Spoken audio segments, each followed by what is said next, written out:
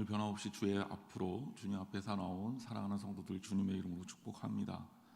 또한 영상 예배로 함께 하시는 사랑하는 성도들도 동일한 은혜로 함께 하기를 주님의 이름으로 축원합니다.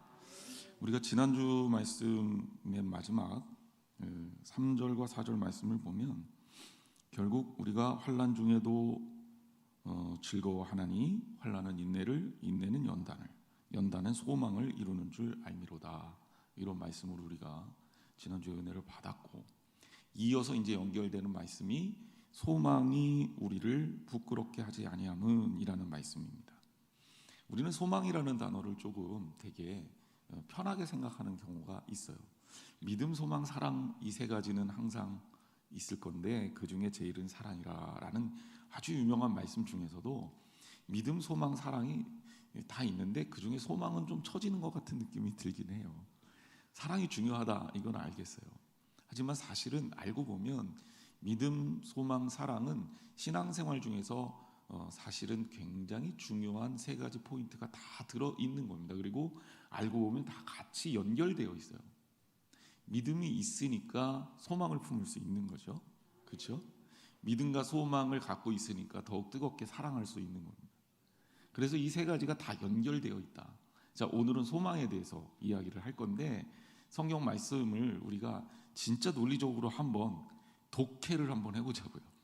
우리가 늘 언제나 말씀을 읽으면서 말씀의 이 완결성, 문장의 완결성에 대해서 놓치기가 쉬운데 하나님 말씀을 잘 읽는 것만으로도 충분히 은혜가 되는 경우가 정말 많거든요. 그럼 말씀을 한번 우리가 독해를 해보면 소망이 우리를 부끄럽게 하지 아니함은 그랬어요. 그러니까 소망이라는 것은 우리를 절대 실망시키지 않는다 이런 얘기입니다. 소망이 우리를 실망시키지 않는다. 근데 이 소망이 어떻게 해서 얻어진 겁니까?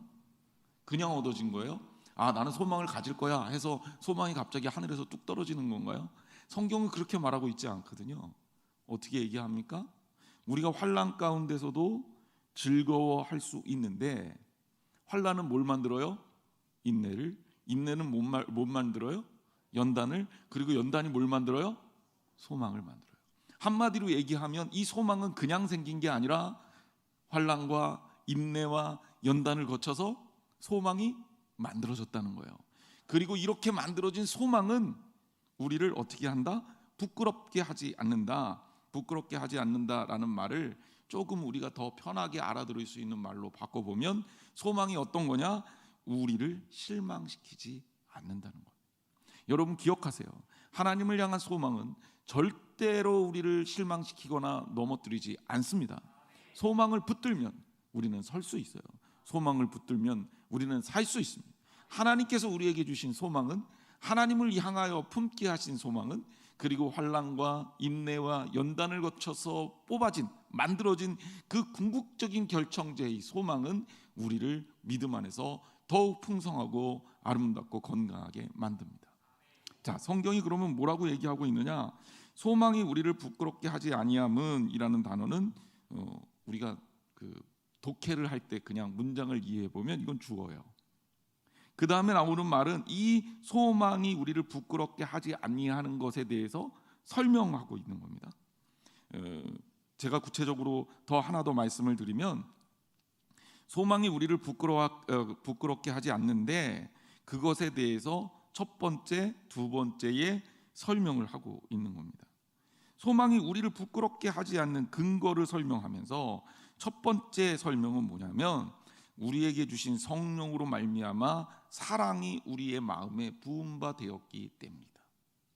그리고 두 번째 설명은 뭐냐면 그리스도께서 경건하지 아니하는 자를 위하여 죽으셨도다. 근데 그 죽으심이 어디에 있느냐? 우리가 연약할 때의 약속대로 우리를 위해서 죽으셨다. 이렇게 설명하고 있어요. 자, 다시 한번 정리합니다. 주어는 뭐라고요? 소망이 우리를 부끄럽게 하지 아니함. 그러니까 소망이 우리를 실망시키지 않아.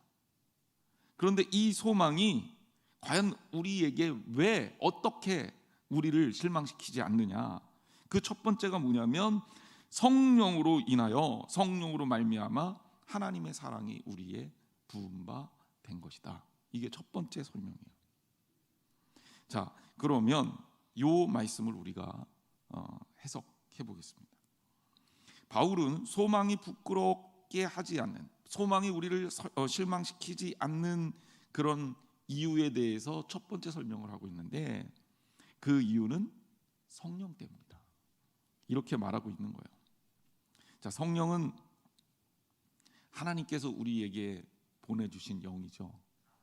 그래서 성령을 우리가 보혜사라는 이름으로 불러요. 보혜사는 한마디로 뭐냐면 도와주시는 분이다. 그러니까 여러분들이 어렵고 힘들 때 누가 도우셔요? 성령님이. 마음이 불안할 때 누가 도우셔요? 성령님이. 기도가 모자랄 때 누가 도우셔요? 성령님이. 우리가 뭔가 했는데 잘 안 돼. 그래서 마음에 평안이 없어. 누가 도우셔요? 성령님. 이 성령이라는 것을 푸누마라고 히라보로 얘기합니다. 근데 이 성령의 어원을 쭉 따라 들어가면 사실은 조금 더 구체적인 의미에서 변호하는 존재라는 의미가 있어요. 근데 이제 우리가 법정에서 변호사 비슷한 느낌으로 여러분들이 받아들이면 돼요. 그런데 옛날에 예수님 당시에 초대교회 때 변호사하고 오늘날 우리 변호사하고는 달라요. 제가 미국의 이 소설이나 책들을 이렇게 접하면서 느낀 미국 사람들이 가지는 변호사에 대한 이미지는 이 변호사는 나쁜 놈들이고, 그리고 심지어 돈만 하는 녀석들이다 라는 그런 정보였어요. 우리나라도 최근에 이제 소위 말해서 고소공화국이다라는 별명이 붙어있을 정도로 고소가 횡행합니다.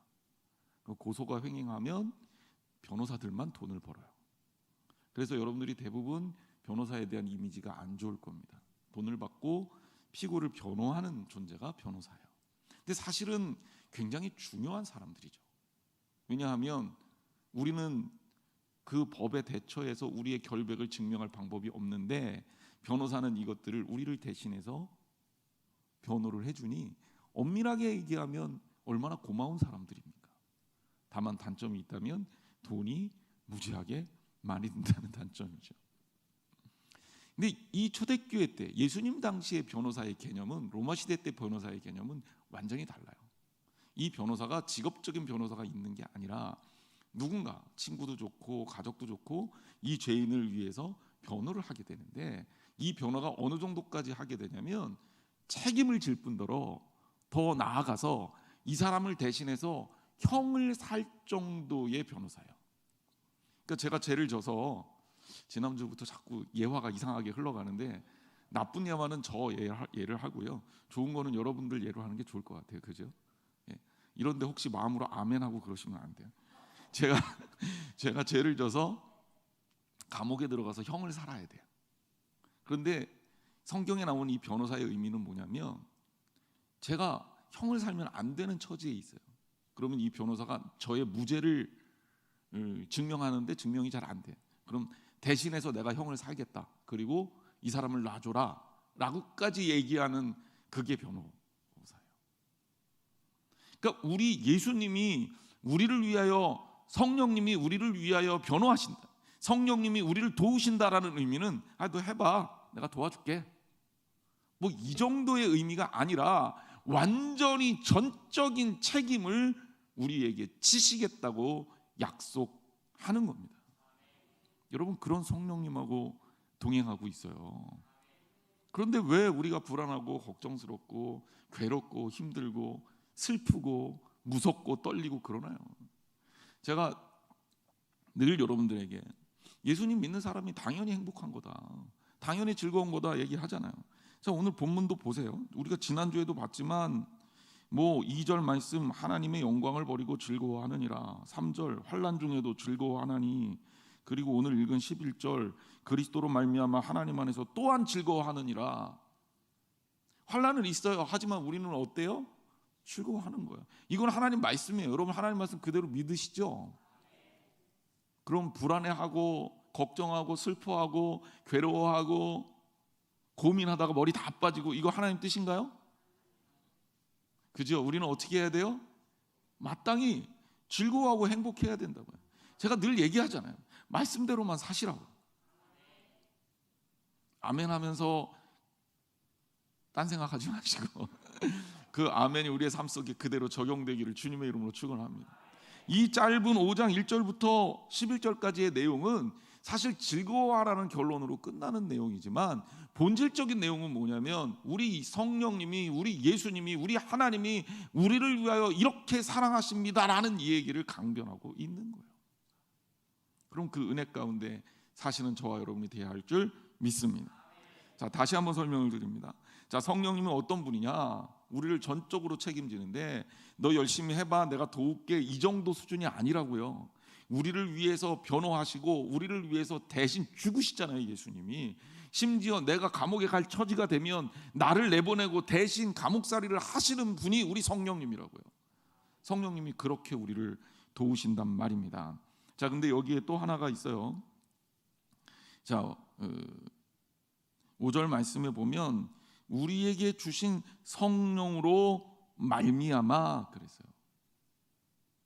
자, 여기에 이 말미암아가 헬라어로는 디아푸뉴마토스 이렇게 돼 있습니다. 이 디아라는 단어는 영어로 얘기하면 through예요. through는 뭐뭐를 통해서, 뭐뭐로 인하여 이런 뜻이에요. 그러니까 성령으로 우리가 어떻게 된다? 그대로 하나님의 사랑이 우리 마음에 부은 바 됐다. 우리가 그냥 하나님의 사랑을 받는 게 아니라 성령님을 통해서 하나님의 사랑이 부은 바 되었다라는 겁니다. 성령을 받으면, 성령님과 함께하면, 성령님의 도우심을 입으면 성령님을 통해서 뭐가 와요?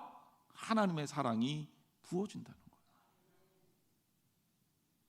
그러면 그 하나님의 사랑이 부어진다라는 의미는 어떤 거냐? 여기 이 부어진다라는 것은 아예 그냥 완전히 쏟아 부어지는 걸 말해요. 그냥 잠깐 적는 게 아니라 넘치도록 베풀어지는 것을 말해요. 그러니까 하나님의 사랑은 우리에게 쏟아 부어지는데 그게 찔끔찔끔 가랑비에 옷 젖듯이 이 정도가 아니라 뭐 묻는 정도가 아니라 하나님의 사랑은 우리를 완전히 적시고도 남을 만큼 넘치도록 우리에게 어떻게 한다? 부어진다는 얘기입니다. 그런데 이게 뭘 통하여? 성령을 통하여. 자, 그리고 우리가 성령에 대해서 또 하나 분명히 알아야 될 게 있어요. 그러니까 성령님은 우리를 이렇게 돕는 분이에요. 성령님은 성령을 통해서 무엇을 이루게 하시는 분이에요. 자, 우리가 성령 받으면 뭐 해야 돼요? 성령을 받고 예루살렘과 온 유대와 사마리아 땅 끝까지 가서 증인이 돼야 된다. 성령 받는 게 목적이 아니라 성령을 받음으로 인해서 하나님의 선하신 목적이 이루어지는 거예요. 사실 우리가 많이 쓰는 말이죠, 교회에서 성령 집회, 그죠? 이런 집회를 우리가 부흥회 때 이름을 쓰잖아요. 금요 성령 집회, 금요 성령 기도회. 자, 성령 중요해요. 성령님이 우리와 함께 하시는 것 중요해요. 그 우리 생명과도 마찬가지. 아까도 얘기했지만 우리는 혼자서는 못 살아요. 우리는 그 정도 능력이 안 돼요. 그러니까 성령님이 도우시지 않으면 우리는 이 땅을 평안하고 안전하게 그리고 기쁘게 즐겁게 살아갈 수가 없어요. 왜냐하면 우리는 불안전하거든. 불안전한 존재는 필연적으로 어때요? 불안해요. 그러니까 우리가 내적으로 불안한 건 당연한 겁니다. 제가 요즘에 소위 말하는 갱년기에 접어들었다. 갑자기 막 얼굴이 열이 올라오고 그리고 갑자기 추워지고 저는 이런 증상이 평생 몰랐다가 이상하게 우리 교회 부임하는 시기와 겹쳐서 요즘에 계속 그래, 올 초부터. 그래서 처음엔 저는 이게 감기 몸살인가? 그런데 열을 재보면 또 열이 없어요. 코로나인가? 그럼 열이 나야 되는데 뭐 폐 증상도 없어요. 별 고민을 다 하다가 결국 저보다 갱년기가 굉장히 일찍 오신 저희 아내한테 물어봤죠. 그랬더니 갱년기 증상이래요. 아, 이게 갱년기 증상이구나. 근데 갱년기 증상하고 같이 오는 게 이 신체적 변화와 더불어 이유 없는 불안감, 감정관리 조절의 실패, 뭐 이런 거라며요. 그래서 어느 날 갑자기 내가 굉장히 그냥 근거도 없어요. 뭐 불안해할 이유도 없어. 어제하고 오늘하고 다를 이유도 없어. 근데 오늘이 굉장히 갑자기 불안하다라는 막연한 불안감 같은 게 있는 거예요. 왜 그럴까? 그러면서 제가 요새 생각을 했어요. 인간이란 존재는 어차피 불안할 수밖에 없는 존재다. 언제는 내가 불안하지 않았냐? 생각해보면 길 가다 죽을 수도 있고, 차 타다 죽을 수도 있고, 심지어 숨쉬다 죽을 수도 있고, 잠자다 죽을 수도 있고, 그게 사람이란 말이에요. 우린 존재의 기반이 약해요. 그러니까 흔들릴 수밖에 없어요. 근데 우리가 그 전까진 잘 모르는 거예요. 또 무식하면 용감하다 그러잖아요. 그 얘기도 우리 인생에서 똑같아요. 잘 모르는 거예요. 불안한지 잘 모르고 살다가 어느 날 갑자기 내가 불안하다라는 것을 알게 되는 거죠. 좀 나이가 드는구나. 좋은 얘기로 하면 이제는 성숙해지는구나라는 생각이 들었어요. 그래서 제가 마음을 바꿔 먹었습니다. 갱년기는 성숙해지는 시기다. 그래서 제 아들이 중학교 때 갑자기 어느 날 반항해서 너 왜 그러냐 그랬더니 자기는 사춘기라 그렇대요. 그래서 제가 큰 소리로 얘기했습니다. 아빠는 이제 갱년기니까 까불지 말라고. 피차 마찬가지라고. 그런데 우리가 그런 인간의 불안전성 속에서 살아가면서 말입니다. 성령님의 도우심이 없이 어떻게 살아가느냐는 거죠. 그래서 성령님은 우리를 그렇게 안정감 있게 하시고 우리를 철저하게 책임져 주시는 분입니다. 성령님과 함께 동행하심으로 세상의 모든 불안을 이기시는 저와 여러분 되시기를 주님의 이름으로 축원합니다. 자, 그런데 다시 한번 얘기합니다. 성령을 받는 걸로 끝나면 절대 안 된다는 말씀을 드리려고 하는 거예요. 금요 성령 집회, 성령 부흥회, 그리고 심지어 성령 받으세요, 성령 받아라 이런 표현을 우리가 쓴단 말이에요. 그 교인들이 무슨 생각을 하면 나는 성령 받았어, 끝. 이게 끝이 되면 안 돼요. 성령님이 동행하는 것은 여러분 어쩌면 여러분들이 예수 그리스도를 믿고 예수 그리스도의 자녀가 되기로 결심한 순간부터 성령님 우리와 함께 하셔요. 그러니까 성령이 있는데 성령님이 동행하시는데 뭘 또 성령을 더 받습니까? 저는 그 표현보다는 성령이 함께 하심을 깨닫는 게 더 맞는 표현이라고 생각해요.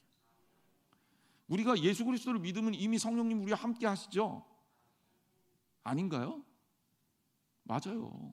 성경 그대로 말씀을 드리는 겁니다. 근데 성령 받아라라는 얘기는 뭐냐면 성령을 깨달으라는 얘기예요. 이미 우리와 함께 하시는 그 성령님을 깨달으라는 거예요. 예수님이 우리에게 성령을 보내주셨잖아요. 그리고 약속하셨잖아요. 그 성령님이 함께 하실 거라고. 자, 문제는 뭐냐면 성령을 받은 걸로 끝나는 사람들이 있단 말이에요. 그리고 이게 문제를 일으키는 경우도 있어요. 나는 성령 받았고 너는 못 받았고 그러니까 내가 더 나은 거다. 또 성령을 받았는데 성령을 어떻게 해요? 주님을 위해서 사용하지 아니하고 자기를 위해서 쓴다든지 성령님의 도우심을 우리가 삶 속에서 무시하고 산다든지. 그렇죠. 성령은 받았지만 성령은 어떨 수 있냐면 소멸할 수도 있어요. 성령을 소멸치 말고 성령을 회방하지 말라고 성경이 우리에게 말하고 있지 않습니까? 성령을 회방하는 건 뭡니까? 우리가 성령 안에서 살아야 하는데 성령 안에서 살지 못하고 성령을 받은 자로 살아야 되는데 성령을 받은 자로 살지 못하고 성령을 받았으면 주의 명령에 따라 이 땅에서 주님의 은혜의 목적을 성취해야 합니다. 그런데 성령을 받은 걸로 그냥 끝내고 흐지부지하고 그리고 다음번에 또 성령 받기 원하고 또 성령 받기 원하고 이거는 성경적이 아닙니다. 엄밀하게 얘기하면 성령을 받았으면 성령을 받은 자로 사십시오. 성령님이 우리를 도왔다면 성령님과 함께 이 땅에서 주님의 뜻을 실천해야 됩니다. 그게 뭡니까? 하나님의 자녀로서의 삶을 사는 거죠. 개인적으로는 우리가 그 안에서 행복과 즐거움을 누리는 것이고 평안을 누리는 것이고 불안을 극복하는 것이고 외적으로는 땅끝까지 이르러 주님의 증인이 되는 것을 말해요. 성령 받은 사람의 삶을 사시기를 주님의 이름으로 축원합니다. 그래요. 다시 한번 얘기하지만 성령님은 우리를 도우시는 분이에요. 그래서 바울 사도는 뭐라 그랬냐면 성령을 통하여라고 얘기한 거예요. 성령으로 말미암아, 그러니까 성령 때문에, 성령이 목적이 아니라 성령님이 우리를 도우시는 하나의 촉매제나 과정으로서 우리의 삶에 함께 계신 거죠. 결국 그 성령님이 우리를 도와서 우리는 이 땅에서 성령이 이끄시는 삶을 어떻게 해야 됩니까? 이뤄야 되는 거고 살아야 되는 거예요. 자, 이 말의 의미를 아시겠죠? 이게 뭐예요? 소망이 우리를 부끄럽게 하지 아니한다, 실망시키지 않는 그 첫 번째 이유입니다.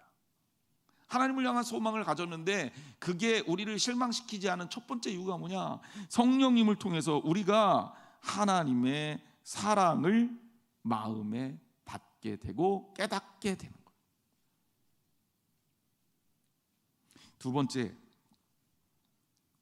뭐냐면 우리가 아직 연약할 때에 기약대로 그리스도께서 경건하지 않은 자를 위하여 죽으셨도다.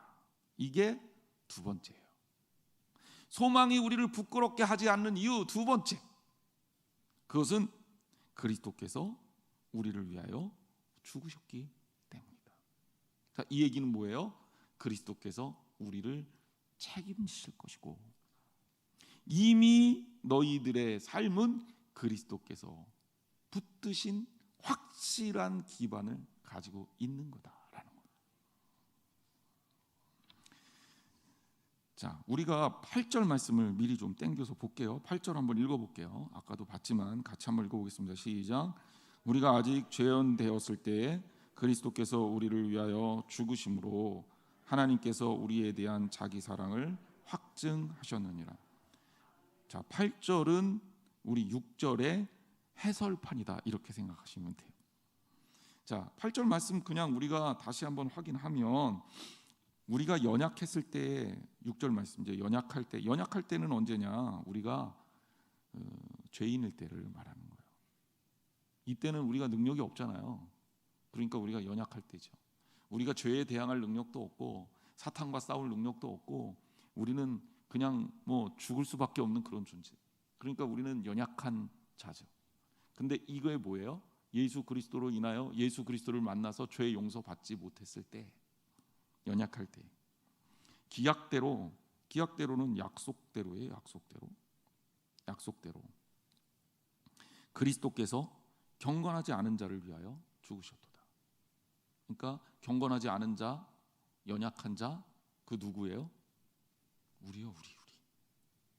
우리가 하나님의 사랑을 은혜라고 표현할 수 있는 결정적 이유가 뭐냐면 하나님이 우리를 향하여 은혜를 베푸실 때 어떤 자격 조건을 보고 베푸신 게 아니라는 거예요. 유일한 자격이 있다면 예수 그리스도를 믿는 거죠. 그 예수 그리스도를 믿는 믿음은 행위로서의 완전함이 절대 아니다. 제가 늘 얘기하잖아요. 우리가 뭐 잘해서, 우리가 남들보다 착한 일을 더 많이 해서, 제가 원래 태어날 때부터 정말 순결하고 순수하고 건강하고 아름답고 지상 천상 천하 유아독존으로 태어난 존재가 아님에도 불구하고 하나님은 우리를 어떻게 하신 거예요? 사랑하셔서 성령님을 통해서, 성령님으로 말미암아 하나님의 사랑이 우리의 몸에, 우리의 삶에 부음받아서, 그래서 우리가 어떻게 된 거예요? 그렇게 부족함에도 불구하고 그리스도께서 우리를 죽으셨어요. 그리스도께서 우리를 위하여 죽으시고, 그리고 그것을 통해서 우리가 어떻게 됐어요? 구원을 받게 됐어요. 이게 소망이 우리를 실망시키지 않은 결정적인 이유예요. 많은 사람들이 얘기합니다. 우리는 세상에 공짜가 어디냐, 그래도 뭔가 했으니까 하나님 뭔가 베풀어 주신 거 아니냐. 그런데 나 같은 존재를 하나님이 어떻게 사랑해 주시겠냐. 하지만 여러분, 전제가 없어요. 하나님의 사랑에는. 그렇기 때문에 그 사랑을 우리가 뭐라 그러냐면 절대적인 은혜라고 얘기하는 거예요. 이거를 우리들의 머리로 이해하려고 그러면 안 돼요. 왜냐하면 인간 세상에는 없어요. 제가 사랑에 대해서 얘기하면서 하나님의 사랑을 아가페라고 얘기했잖아요. 이 아가페 사랑은 히랍의 다른 말에서 나오는 뭐 필로스라든지 필리아라든지 뭐 에로스라든지 스톨케라든지 이런 사랑하고는 완전히 질이 다르더라고요. 아가페는 완전 무결한 절대적인 사랑입니다. 바울이 에베소서 2장 3절에서 뭐라고 얘기하냐면, 에베소서 2장 3절 제가 읽어볼게요.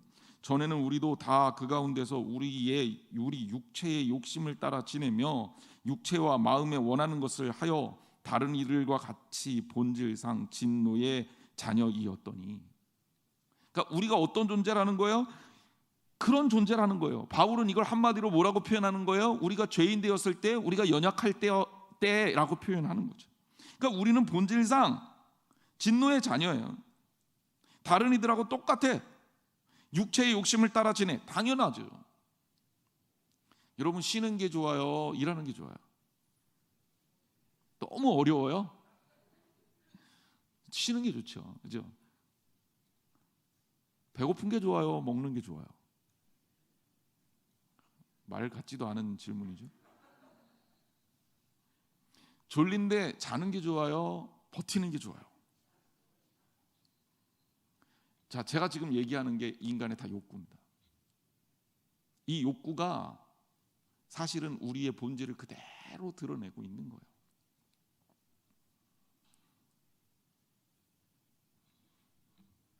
우리가 그런 존재란 말이에요. 그래서 똑같아. 육체의 욕심을 따라 지내요. 아, 그래, 남들보다 더 많이 갖고 싶어. 당연하죠. 맛있는 거 먹고 싶어. 당연하죠. 좀 잘 살고 싶어. 아, 당연합니다. 하나님이 여러분 그런 것 때문에 심판하지 않아요. 왜? 우리는 그런 존재니까. 아, 원래 그렇게 생긴 걸 어떻게 해?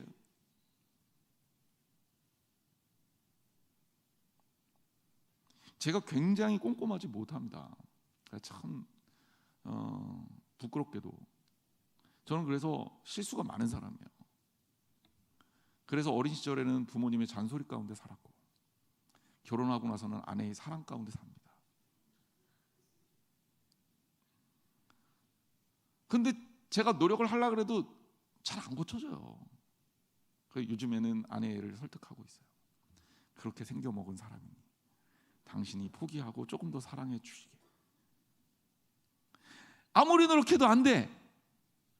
그런 거 있어요, 없어요? 저만 그런가요? 오늘 저만 너무 망가지나요? 참 속상해요. 저도 좀 부족한데 아내가 나를 이렇게 사랑하시는구나 라고 느껴지면 가정에 사랑이 싹 트죠. 그 당연한 거 아닙니까? 근데 내가 부족하지도 않고 나는 완벽해. 저 사람은 늘 부족해. 그럼 어떻게 돼요? 정죄하게 되잖아요. 그럼 사랑이 넘칩니까? 궁금하시면 해보세요. 오늘만. 오늘 하루 안에 싸운다는 데에 500원 걸겠습니다.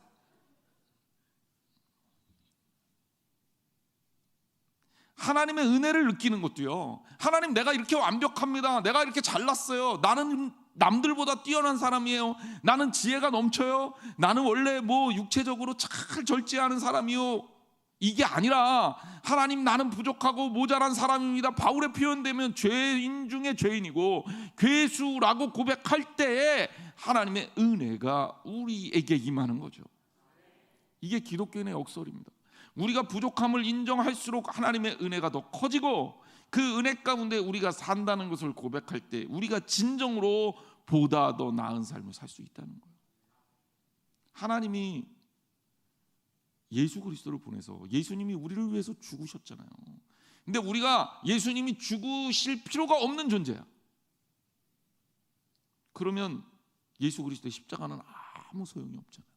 나는 의로워, 나는 잘났어. 예수님 앞에 나온 이 젊은 관원의 고백처럼 나는 율법을 다 지키고 살았고, 나는 사회적으로도 명망이 있고, 나는 젊고 가정도 건강하고, 난 지금 뭐 부족한 게 없어요 라고 생각하는 사람에게 예수 그리스도의 죽음이, 그 사랑이, 그 십자가가 의미가 있겠냐는 거죠.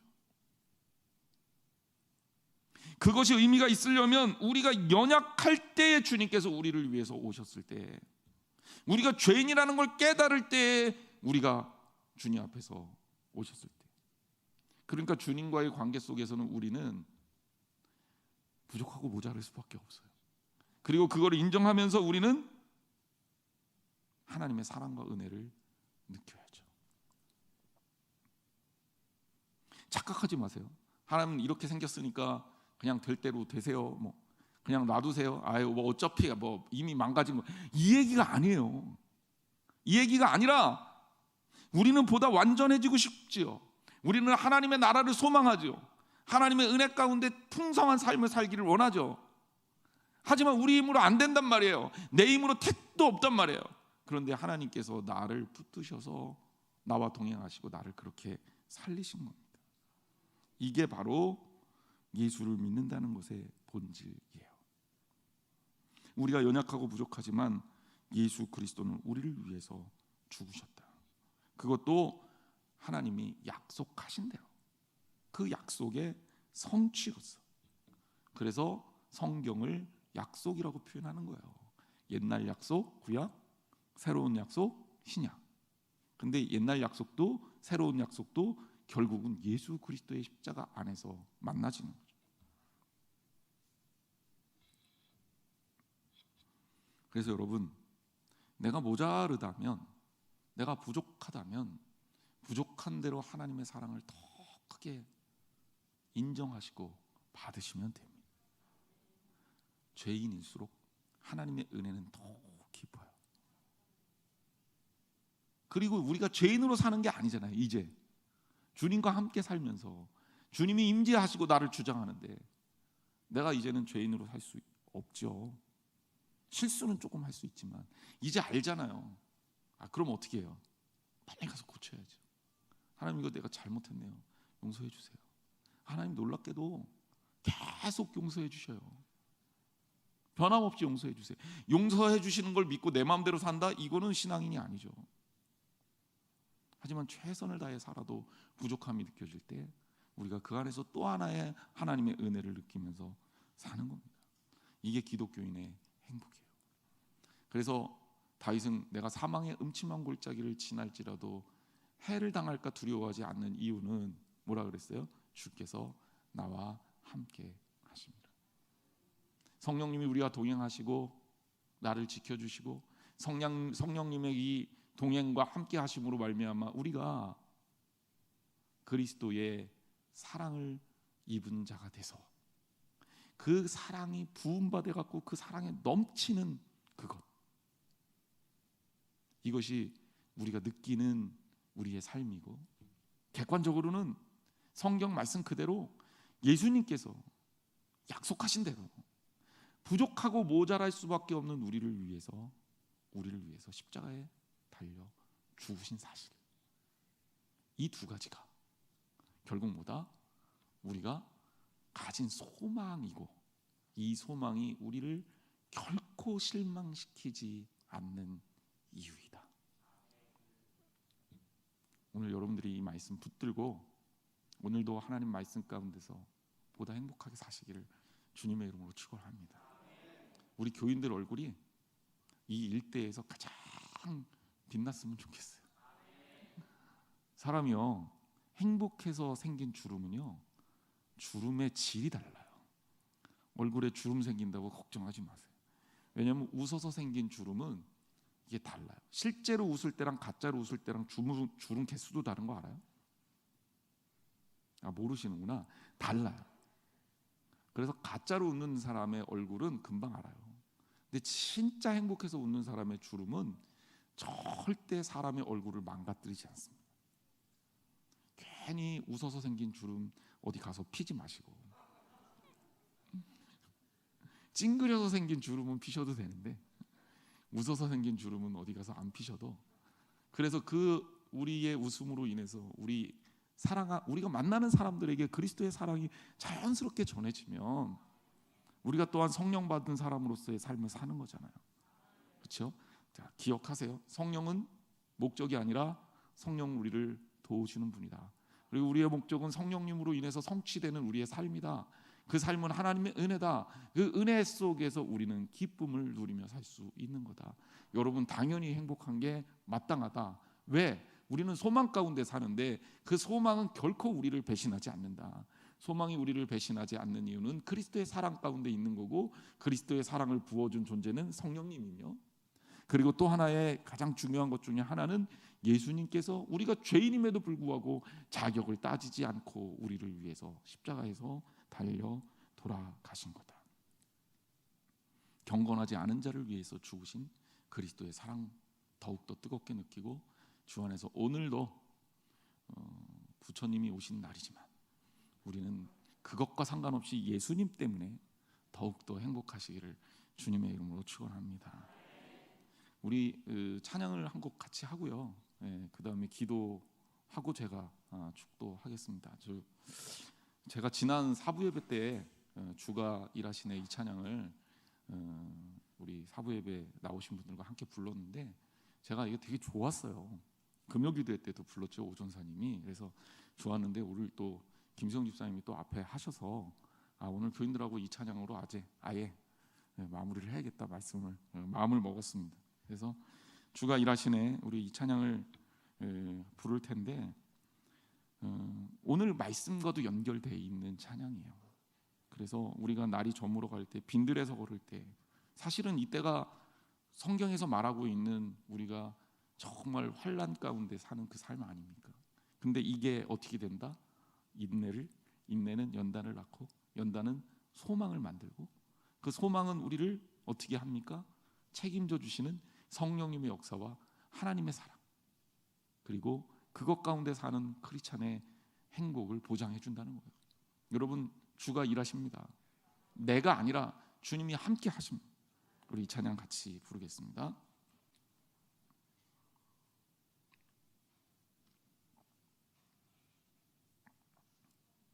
방송실 신디 켜주세요.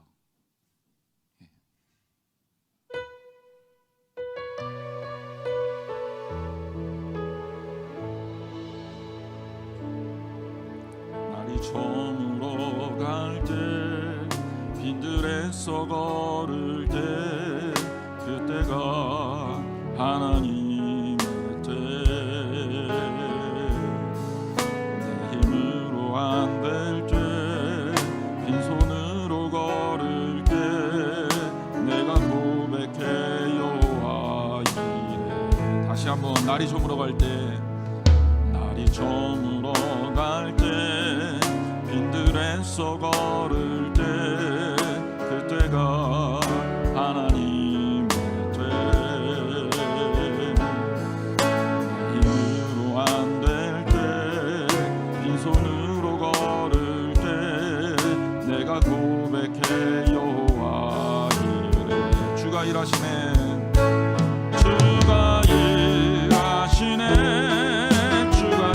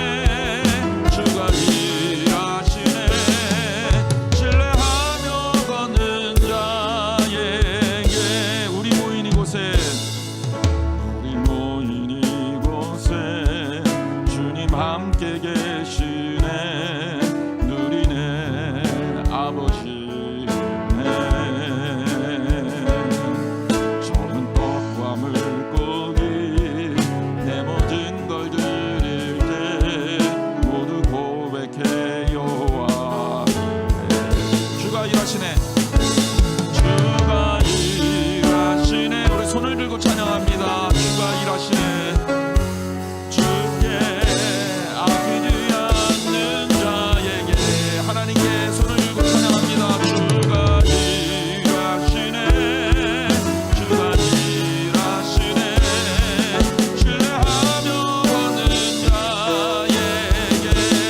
한번 주가 일하시네. 주가 일하시네. 주가 일하시네. 주께 아끼지 않는 자에게 주가 일하시네. 주가 일하시네. 신뢰하며 받는 자에게 다시 한번 주가 일하시네. 주가 일하시네. 주가 일하시네. 주께 아끼지 않는 자에게 주가 일하시네. 주가 일하시네. 신뢰하며 가는 자에게. 우리 주님 앞에 함께 통성으로 기도하기 원합니다. 주님, 우리가 이 자리에 모였습니다. 하나님의 은혜를 깨닫고 부족함에도 불구하고 내가 때로는 어려움과 환난 가운데 처해 있을 때도 주님이 나와 함께 하시며 나를 도우시고 나를 살게 하셨습니다. 이제 성령님과 함께 동행하며 하나님의 뜻을 이루기를 원합니다. 모든 불안감과 걱정과 근심을 떨쳐버리고 주 안에서 누리는 행복과 즐거움과 평안함을 누리며 살게 하여 주시옵소서. 우리 주여 3번 뜨겁게 부르고 하나님 앞에 기도하겠습니다. 주여, 주여, 주여. 아버지 하나님, 저 역사해 주시옵소서. 하나님 아버지 앞에 부르짖어 기도할 때 주님 동행하여 주시옵소서. 주님이 우리와 함께 하십니다. 주님 우리와 동행하십니다. 주님이 우리를 지키십니다. 때로는 이 땅에서 살면서 우리는 넘어질 수밖에 없고, 때로는 이 땅에서 살면서 우리는 쓰러질 수밖에 없고, 때로는 부족함 가운데 살 수밖에 없어서 늘 언제나 눈물 가운데 살 수밖에 없지만, 아버지 하나님, 주님 우리와 함께 하셔서 아버지 하나님 나를 지켜주시고 나를 동행하시며 나를 위해 죽으시고 성령을 통하여 우리를 책임져 주시는 아버지 하나님의 은혜와 아버지 하나님 그 사랑을 다시 한번 우리가 기억하며 아버지 하나님 앞에 살기 원합니다. 주여, 아버지 붙들어 주시옵소서. 역사하여 주시옵소서. 아버지 하나님 동행하여 주시옵소서. 사랑하는 성도들 삶을 붙들어 주시고 아버지 각 가정을 지켜주시고 하나님 안에서 행복하고 아름다운 삶을 영위할 수 있도록 아버지 하나님 동행하여 주시옵소서. 주님이 우리와 함께 하시고 주님의 은혜를 지켜주시며 주님의 역사와 주님의 능력 가운데 거하게 하시니 감사합니다. 하나님의 말씀과 하나님의 은혜가 아버지 우리의 마음을 붙들고 다시 한번 주의 말씀 가운데 빠져서 그 말씀 가운데 살 수 있도록 아버지 지켜주시옵소서. 주여, 아버지 하나님 동행하여 주시고 지켜주시옵소서. 하나님 말씀 앞에서 부르짖기 원합니다. 아버지 하나님의 은혜를 시작하며 시작하여 시작기와 아버지 은혜를 시작하여 시작하여 시작하여 주시옵소서. 아버지 하나님, 사랑하는 성도들이 주 앞에 기도하고 아버지 이들의 주 앞에 헌신할 때 아버지 동행하시고 아버지 지켜주시옵소서. 주님과 함께 살 수 있도록 주님과 함께 주의 능력 가운데 살 수 있도록 아버지 하나님 축복하여 주시옵소서. 우리의 연약함까지도 주님 아시오니 연약함을 넘어서는 주님의 능력과 주님의 사랑 가운데 아버지 하나님 우리의 몸을 던질 수 있도록 도와주시옵소서. 아버지 하나님, 특별히 교사들을 기도합니다. 이번 주에 우리 교사들 하나님 도와주시옵소서. 아버지 무엇보다 지혜롭게 하시고 우리 아이들 위해서 최고의 교사들이 될 수 있도록 주님 역사하여 주시옵소서. 몸이 아픈 성도들 있습니다. 아버지 도와주시옵소서. 일어나게 하옵소서. 아버지 일어나게 하옵소서. 치유되게 하옵소서. 낫게 하옵소서. 주님 역사하여 주시옵소서. 사랑하는 성도들 아버지 일어나서 주 앞에 나오게 하여 주시옵소서. 이제 하나님 아버지 우리 성도들 회복되게 하시고 아버지 이들의 복음의 일꾼으로 하나님의 선교 사역을 믿는 가운데 감당하며 하나님의 역사와 하나님의 꿈을 아버지 하나님 이 땅에 이룰 수 있도록 주님 축복하여 주시옵소서. 아버지 하나님께서 원하시는 아름다운 자리에서 주와 함께 교제하며 주와 함께 나누고 주와 함께 사는 우리 성도들 되게 하여 주시옵소서. 아버지 하나님, 새롭게 주님의 역사를 경험하며 주와 함께 동행하며 주님만 바라볼 수 있도록 아버지 하나님 우리를 지켜주시고 아버지 이 자리에 나온 사랑하는 성도들 또 한 번 먼 곳에 가서 아버지 혹은 다른 일 때문에 움직이는 성도들 또한 아버지 하나님 지키시고 주님 역사 가운데 거하게 하여 주시옵소서. 주님 동행하여 주시옵소서.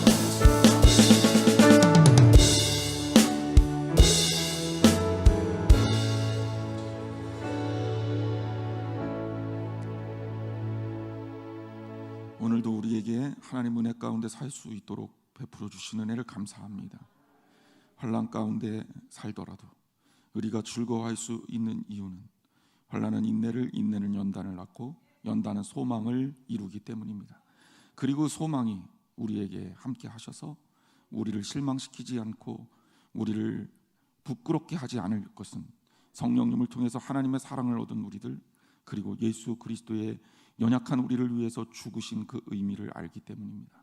저희들 주님 말씀 붙들고 이 땅에서 반드시 승리하며 믿음의 경주에서 패배자가 되지 않도록 주님 은혜 가운데 거하여 주시옵소서. 이제는 우리 주 예수 그리스도의 은혜와 하나님의 놀라우신 사랑하심과 성령님께서 이끌어 주시는 교제하심이 하나님 말씀 가운데 은혜 받고 말씀대로 아멘하며 살겠다고 결단하며 돌아가는 사랑하는 성도들 머리 위에 영원토록 함께 하기를 축원하옵나이다. 아멘.